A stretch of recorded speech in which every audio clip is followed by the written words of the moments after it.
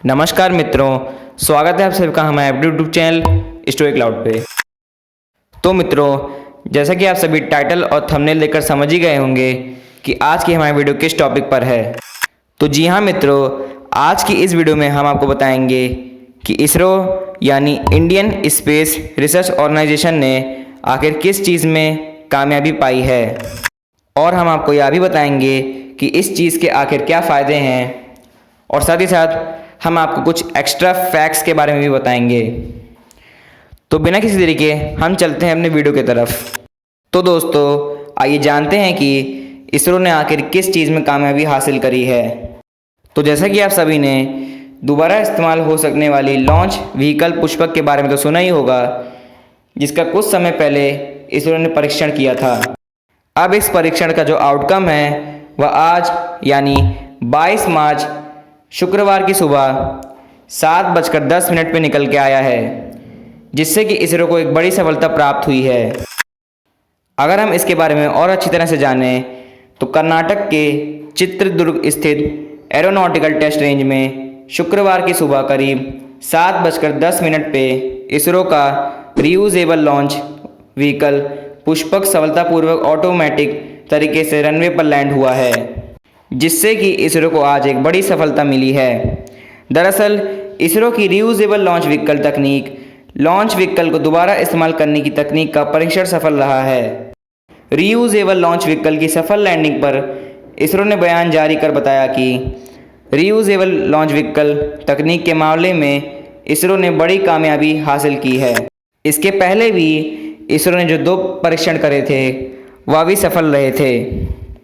अगर हम इसके बारे में आपको और अच्छे से समझाएं तो इसरो इससे पहले भी 2 बार रीयूजेबल लॉन्च व्हीकल की सफल लैंडिंग करा चुका है। बीते साल इसरो ने रीयूजेबल लॉन्च व्हीकल के परीक्षण के दौरान RLV को वायुसेना के चिनूक हेलीकॉप्टर से करीब 4.5 किलोमीटर की ऊंचाई से छोड़ा गया। परीक्षण के दौरान RLV ने सफलतापूर्वक रनवे पर लैंड किया।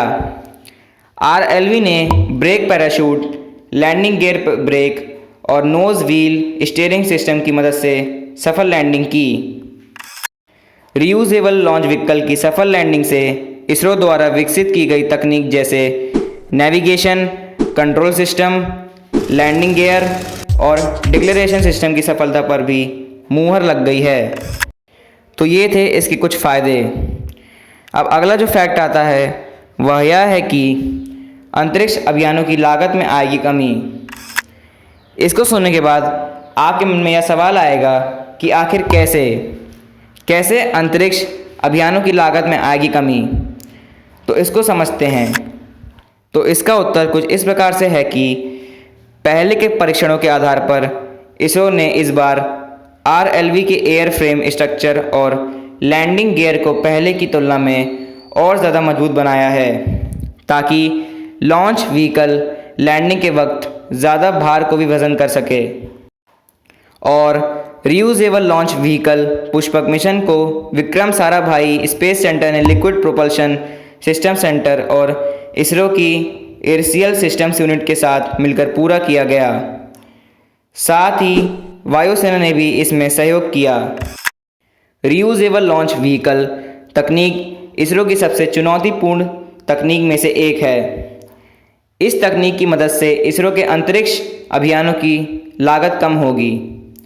Reusable launch vehicle testing flight का पहला परीक्षण 23 मई सन 2016 को श्रीहरिकोटा में किया गया था।